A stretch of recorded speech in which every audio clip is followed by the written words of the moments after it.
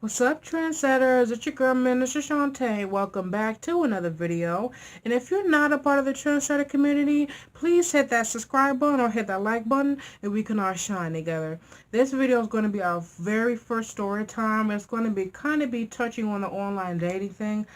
For me, I was really never into the online dating because I feel like I really don't know the person. People make fake profiles all the time. I really don't know who I'm talking to. Like, people fake all the time, you know what I'm saying? I've met like 99% of my friends I have met have been online, but they were from like Pennsylvania homeschool groups or Pennsylvania teens or something like that my parents were in with adults, and then they met up and me and their kids kind of connected. So I wasn't like against meeting people online. I never did it for relationship wise or whatever. It's kind of weird, but I was just never into it. But one of my friends just got married to somebody, and she was telling me how awesome it was and how I need to let my guard down, try something new. She said, "You don't even date." I'm like, "Yeah," it's like, cause for me, I don't have the time for dating right now. My mind is not focused on that. But she was kept bugging me, and after a while, I just like stopped reading her messages. Because I was tired of hearing about it. Because I'm like, I'm not online dating. I'm just not doing it. Whenever God gives me my husband or boyfriend, whatever, that'll be it. But I'm not going to purposely go online to go search for somebody who I don't even know is a real person. But one of my friends was on this teen app that's getting a lot of traffic, and she was talking about it all the time, texting me and telling me stories and screenshots of what's happening on there, how cool and whatnot, and telling me stories about how other people and friends and guys that you're meeting, because when you go on there, a lot of the people that you see on your timeline is going to be targeted to the people who live in your area, kind of. So that was kind of freaking me out. But I'm like, all right, let me go see what this thing is. I went on there. It's kind of like a Facebook for teens slash Snapchat, meaning that a lot of the teens and young adults go on there because they know that most adults don't know the name of the app. They don't even know what it is.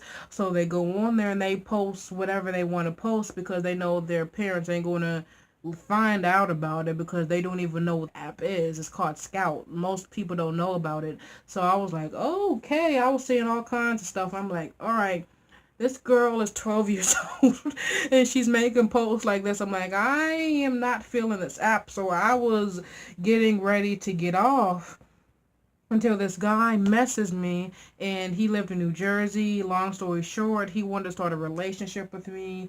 He was a teen entrepreneur too. He had his own business and whatnot, and he was saying how much I inspired him and stuff. And again, I was really against it. I was like, no, I never should have came on here in the first place. I was actually about to get off, but after a while, me and him started connecting a lot, and my parents knew about it the entire time. There's nothing, no one I don't talk to, nobody I even think about meeting up with unless my parents know, because I don't want to be one of those teenagers that get into a rut somewhere and my parents can't come and help me because they didn't know about it, and you're afraid if you tell them that they're going to get mad. So you try to go through the crazy situation by yourself, and so you don't get in trouble. And I'm not going through all that. So I tell my parents about everything in the beginning. They know all social medias, all everything that I'm on. So let's get that out of the way. And so I was telling my mom about him, and my mom wasn't kind of feeling him at first. She really didn't like him in the first place. But I was kind of like, Mom, he's okay. You know what I'm saying? I just turned 16. I'm like, he's okay. He's pretty cool. I mean, I'm in the back of my mind. I was telling her that I'm really not thinking about turning this into anything serious. I wasn't thinking about dating him in the first place, but to say, because there's a lot of people online who have messaged me and say how pretty and cute and whatnot I am, and they wanted to date me, but I was kind of let them know strongly that I'm not dating, I'm not interested in that, and those people just turn into be good friends or something that you hang out with or whatever. And so that's when I'm thinking this was going to be like, I'm going to be able to, push him away and get him to leave me alone, but that didn't work out like that. And he got saying how more serious and serious he was. until he was saying he was going to come down here to PA because I forgot what it was, but there was something in PA that they didn't have where he was in New Jersey. He wanted to come down here and buy it so bad. I think it was a car or something, a car or something, or a motorcycle that they had down here, and they didn't have it in New Jersey, so he was going to come down here to the dealership and get it. And he sent me the pictures of the site and everything, and pictures of his parents' profiles and whatnot. And when he came down here, he said he wanted to finally meet up with me in person because he was tired of talking to me online for so long and not having to meet up with me yet. And truth be told, I probably would have met up with him by then. Of course, both of our parents there. If it wasn't for the distance, but I was like, okay, cool. I was kind of like, I'm not against it. I would like to, see you in person too, finally. But I was going to make sure it was going to be an extremely crowded public place. So it wasn't going to be no, we're meeting up behind an alley somewhere, come over my house and come over my bro's house and whatnot, let your parents drop you off. I don't do none of that. When I'm meeting up with somebody for the first time, my parents are going to be there and your parents better be there. And we're going to have a sit down and we're going to talk, and we're not going to wander off somewhere away from my parents. I'm going to be right here and my parents are going to be there the whole time until I feel like I can trust you. I do even do that with my friends. I don't like meeting up with people and just wandering off somewhere and everything. So that's what I was going to do, and it was okay. And we would text every single day because for a while I wasn't busy. I'm kind of taking the chill pill for my business and stuff and working on my book kind of until I got speaking engagement. So I started getting busy again. It was around that time of the year for me. And I came home from one, and then I looked on my messages. I had crazy amount of messages. He was messaging me on Instagram. He has 2 Instagram pages. I had like 10, 15 messages on my Instagram, on my Snapchat, and on that Scout side. And I'm like, what the world? And he was sitting here yelling at me in all caps, saying, why aren't you picking up the phone? I see you posting pictures on Instagram. You have time to post pictures and go speak somewhere, but you don't have time to pick up the phone when I call you. Again, that's all of his messages about why I wasn't picking up the phone. You pick up when I call you. Why aren't you texting me anymore? You don't like me no more. You don't love me anymore. Do you still want to do this? Do you still want to meet up? And I'm like, yo, I've only been gone for like 6 or 7 hours. I'm like, when is all this?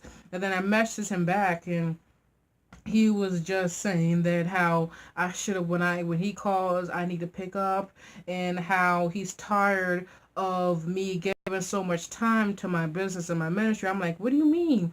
He said that he told me that I have to pick between him and the business and the ministry because both isn't working out. And he said, I know which choice you better take, because he said there's no way in the world me and you are going to meet up. And yeah, I'm so busy with my business and my ministry that I don't have time to text him. And I'm sitting there just thinking like, I was gone for like 6 or 7 hours. I don't text you for one day for 6 or 7 hours, and then all of this blows up out of nowhere. I'm like, what is wrong with you? About to say, I'm a minister, I'm a preacher. About to say, I'm doing all the stuff in my community here. I'm like, what are you so mad about? And he's like, what do you mean I'm mad about? Me and him was arguing back and forth, and he just said, just make sure it doesn't happen again. And I'm like, okay. At that point in the back of my mind, I was thinking, this ain't gonna work out. I don't know why I continued to talk to him, but stupidly I did, because I'm like, ain't no meeting up after this, because again, I do the stuff with the signs with abuse. I already see the isolation and everything telling me that he's tired of me going places and I don't answer the phone and stuff, and how he would just send messages back to back to back, like 50 seconds apart from each other, asking me why am I not picking up. And I'm like, my phone, I don't know what you do with your business, because if you have time, first of all, if you have a time to text and call me this much with your business, you must not be serious. But for me, on the other hand, I got other stuff that I'm doing, and I don't have time to be texting and calling somebody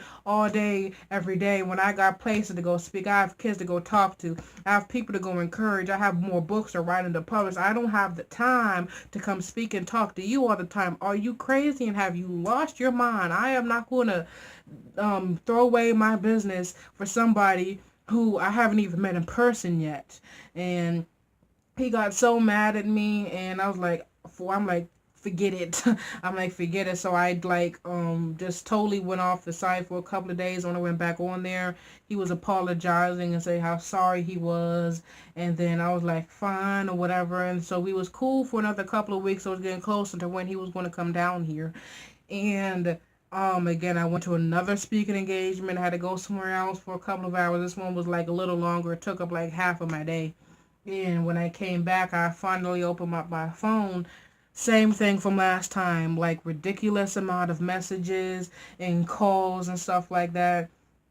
And he was like, he said, you know what, just video, because at the time was crazy. We've talked and everything, but we haven't video chatted. And for some reason, my mom was like, I could already tell we wasn't probably going to meet up like he wanted to, but my mom really wasn't feeling him because she was like, most people would have, obviously would have video chatted by then. My mom was like, every time he wanted the video chat, my mom was like, I'm not feeling that he's not a real person. She said, I'm just feeling that, like, for some reason, you guys don't need to get that deep. Like, you guys need to push it back.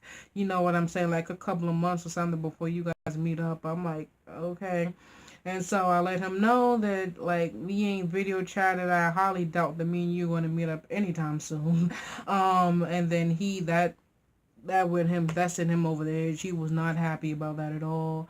He was saying like, do you listen to everything your stupid mother says? And I'm like, I live in her house. Like, so yeah, I listen to everything that she says. I don't know what you do in your house, but for here, so I'm not living on the street. I listen to what my mom says.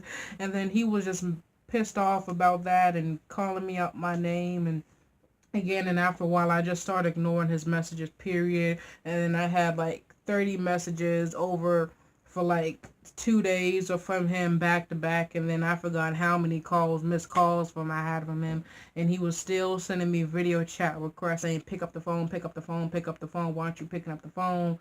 And then I would just look at them, and he was like, if you want to be with me or something, if you don't want to be with me, he said, just say so. He said, but you don't have to use all this business and ministry excuses and everything not to be with me. And I'm like, you legit see, I wasn't answering back yet, but I'm like, you legit see me going places and speaking, and you working on my book and everything, and you still want to pressure me somehow saying I'm lying.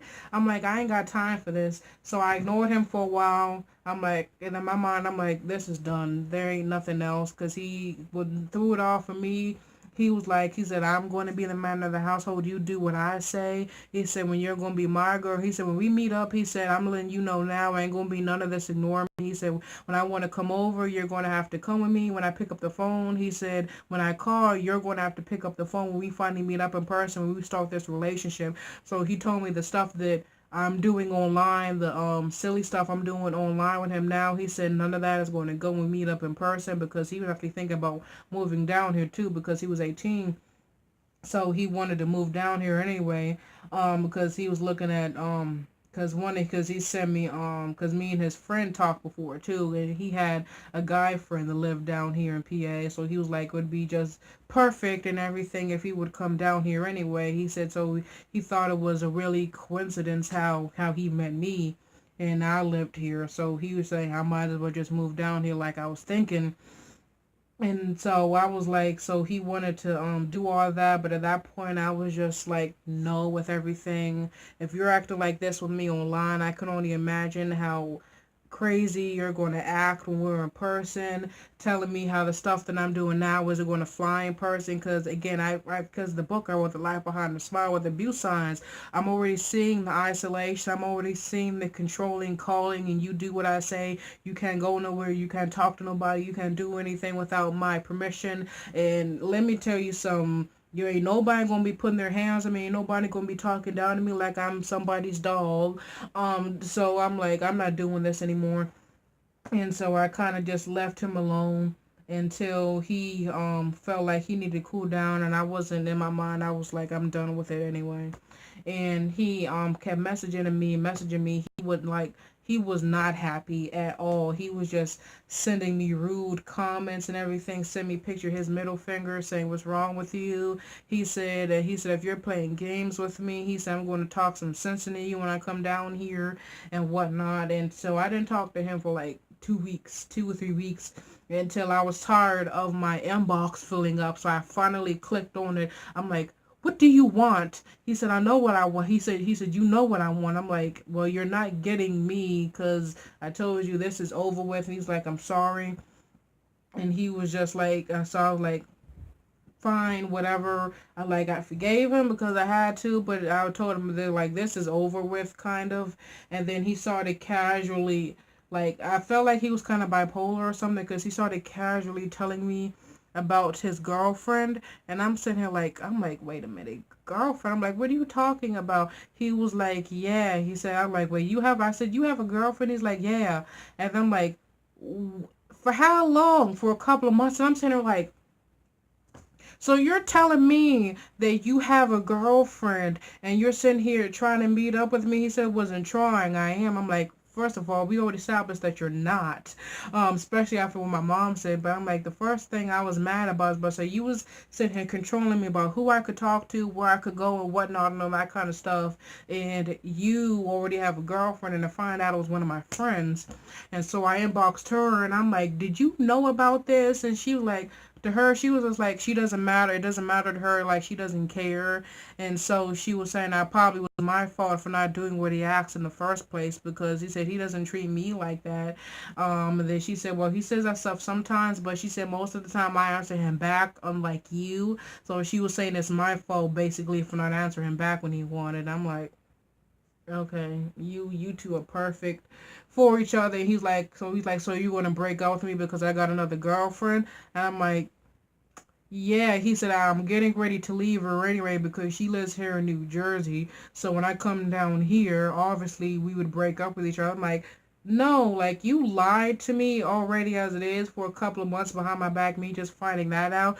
And then on top of that, the way crazy you was treating me, making me feel like, trying to make me feel like I was doing something wrong for not hanging, like calling you and texting and video chatting you enough. I'm like, no, dude, we're done. So I like cut him off on everything. I blocked him on Instagram, Snapchat, any other social media that I had. Both of his Instagram accounts, and he made multiple accounts. He kept inboxing me or making a new more accounts. Everyone I kept blocking him on, he would just keep inboxing me, making more and more accounts, and it was driving me crazy. And then I'm like, will you just leave me alone? He said, you're going to regret this. I'm like, I don't care, just leave me alone, you ain't going to do nothing.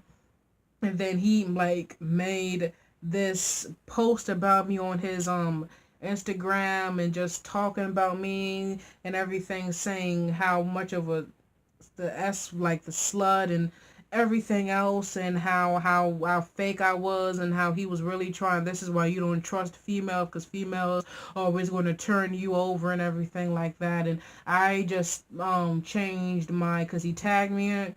And so like when somebody changes their Instagram name or whatever, they you can't go to their you can't go to their Instagram anymore. It's going to say profile not available. So I blocked him again on everything, and I changed my Instagram name, and I changed my profile picture. And then after a while, and I changed it on all three of my Instagrams, and after a while he couldn't find me anymore and anything, and I haven't heard from him since.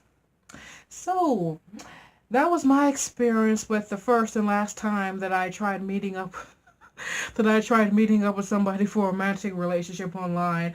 Again, all of my experiences with meeting up with friends been peachy, been great. Met my best friend that way. But until the Lord shows me who my husband is, Shantae does not do online dating, and I probably never will again unless he asks me to do so.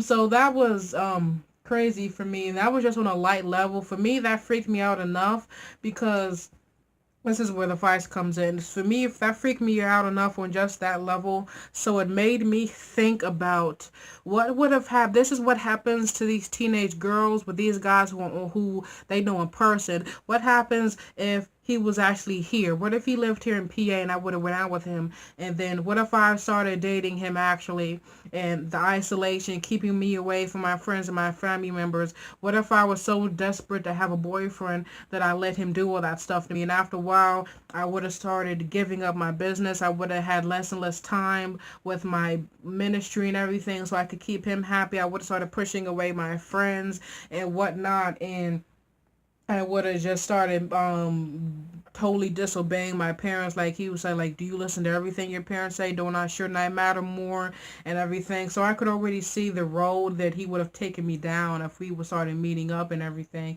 And this is what happens to girls who meet up with these guys in person. Like some of these girls, like that, like it's somebody they've known for 3 years since they've been in school, and you meet up with the guy. He's really cool. He seems really sweet. Seems like you guys got a lot in common until you started talking, and he gets more and more controlling. But you want a boyfriend so bad. You want somebody to love you so bad that you put up with everything he's saying and he's doing, and then you see the signs ahead of time of him being abusive or whatnot, but you are so desperate. You want somebody to love you. You want somebody to care about you that you just push everything and sweep it under the carpet. And then it turns out to be an extremely abusive relationship. Lucky for me, it was just online, and I cut it because actually the time he was talking to actually was past the time he was supposed to come down here. But again, my mom was like, that is not happening anymore. So my advice to you guys is no matter how much,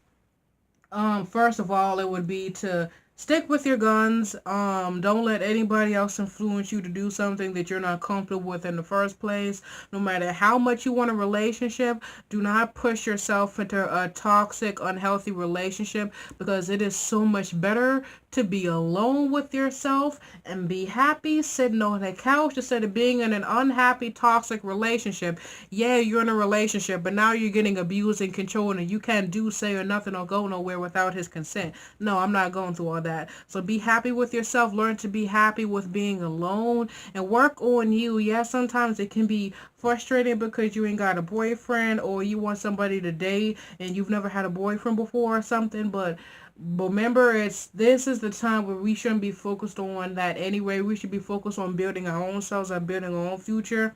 So if you're feeling like that, focus on you.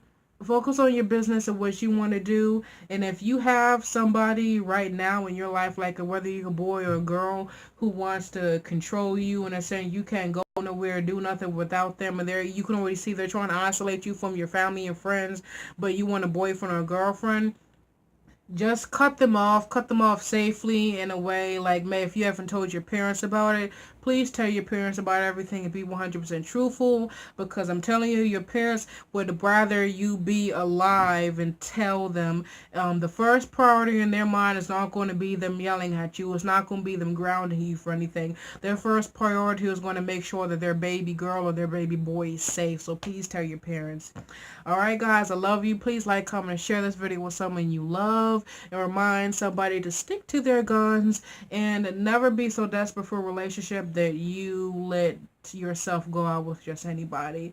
Remember, you are so much, and never, I can't talk, you guys, and never let anybody tell you any different. Have a good day. Bye. I'm beautiful.